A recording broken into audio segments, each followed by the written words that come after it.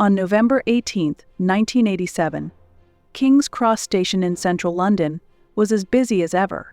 One of the city's busiest transport hubs, the station handled tens of thousands of passengers daily.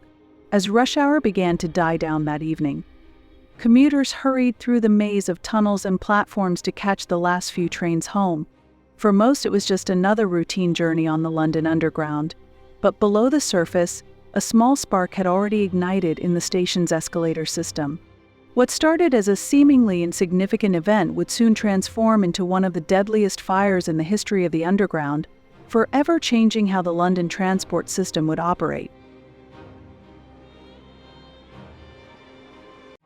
At around 7:30 p.m., a discarded match or cigarette fell into the wooden escalator leading from the Piccadilly line platform.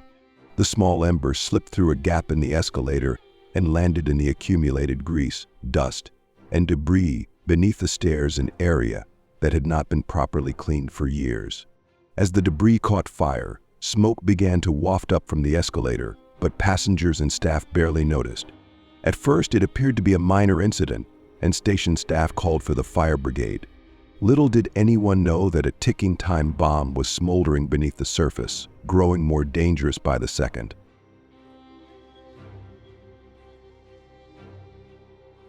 By 7:45 p.m., the fire, hidden under the escalator, had intensified.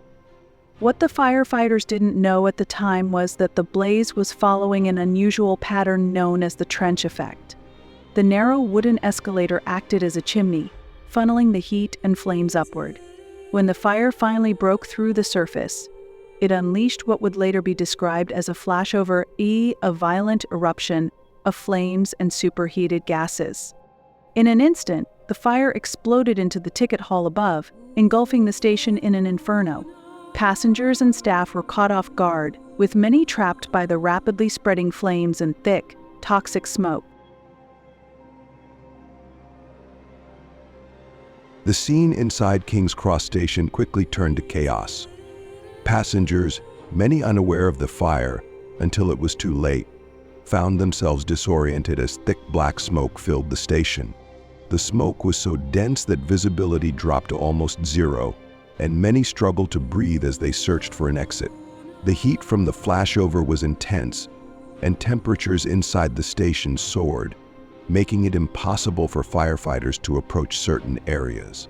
As panic spread, some passengers collapsed from smoke inhalation, while others tried desperately to make their way through the labyrinth of tunnels to safety.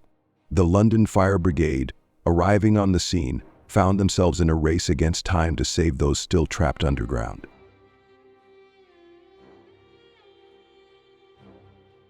By the time the fire was brought under control, the damage was devastating. 31 people lost their lives, many of them succumbing to the smoke and heat. Among the victims was a firefighter, Colin Townsley, the station officer who had been leading the rescue efforts. Hundreds more were injured, with many suffering from severe burns and smoke inhalation. The tragedy left families grieving and the City of London in shock. For the survivors, the memories of that night would be forever etched in their minds. The King's Cross fire was not just a disaster, it was a wake-up call about the safety of London's beloved underground system. In the wake of the fire, an extensive investigation was launched to determine what had caused the disaster and how such a tragedy could have been prevented. The Fennell Report, published in 1988, revealed a series of critical failures that had contributed to the fire's severity. One of the key findings was the trench effect, a previously little understood phenomenon that explained how the fire had spread so quickly up the escalator.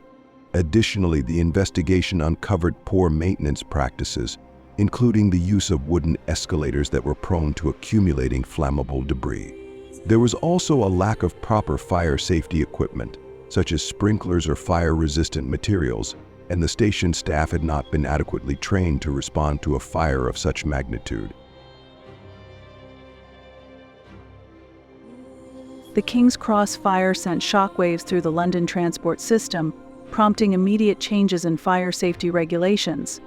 One of the most significant outcomes of the disaster was the removal of all wooden escalators from London Underground stations, replaced by metal ones less prone to catching fire.